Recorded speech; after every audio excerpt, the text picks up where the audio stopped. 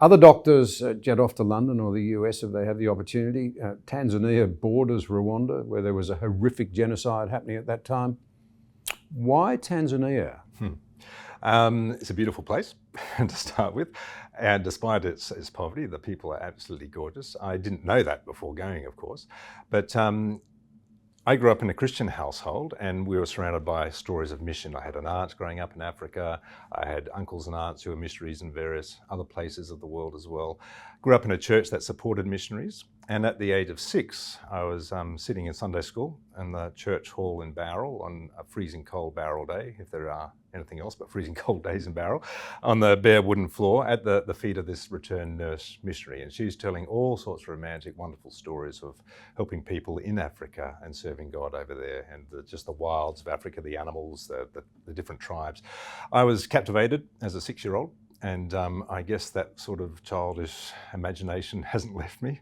And so at the age of, what was it, about 22, 23, I think it was, had the opportunity to work in a hospital anywhere. And so I chose that mission hospital that lady had returned from in Tanzania. So packed my bags and off I went and experienced what mission life was like firsthand for the first time. Many people in Australia, anyway, will have heard of Dr. Catherine Hamlin, the Australian doctor. Her husband, I think, Reg was his name. That's right. They started this work and became well known.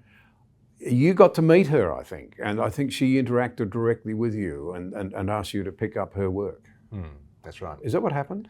Yes. So to explore missions, I went and in 1996, I think it was, I went to Ethiopia to work with my aunt, who's been living there since 1973. She's quite a legend, I gather. Val, yes, she's the black sheep of the family.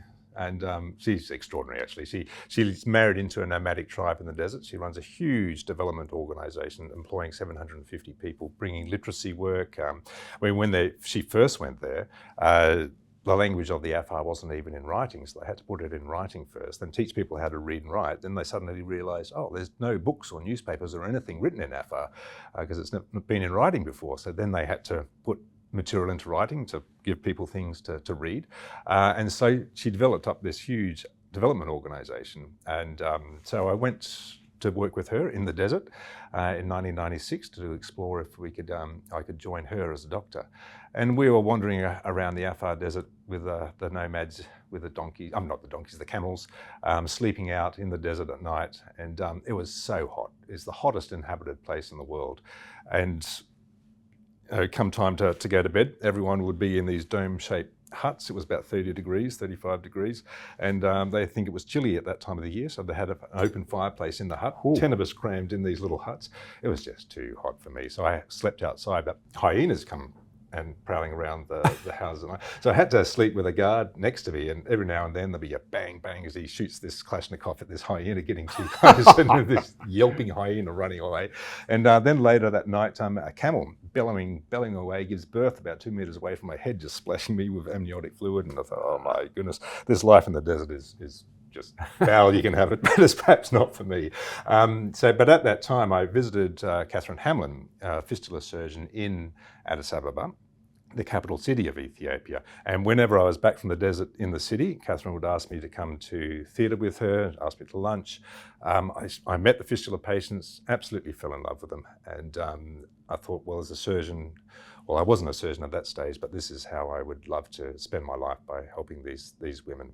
And when I left Ethiopia that time, I was going to bed as I was flying in the morning, and Dr. Hamlin rang me at Val's house in Addis Ababa, and she said, look, I'd like you to come back and work for me. And so I said, yep, sure, I'm just about to go back to Australia and study theology for a year. Can I pray about it for a while? And so after about 4 months of praying, I said, initially said no, but felt so convicted that that was the wrong decision. I immediately turned around and said yes, and so accepted the job. And later, after finishing obstetrics training, moved out to work with her. So I worked with Catherine for 10 years in Ethiopia before embarking off with work elsewhere.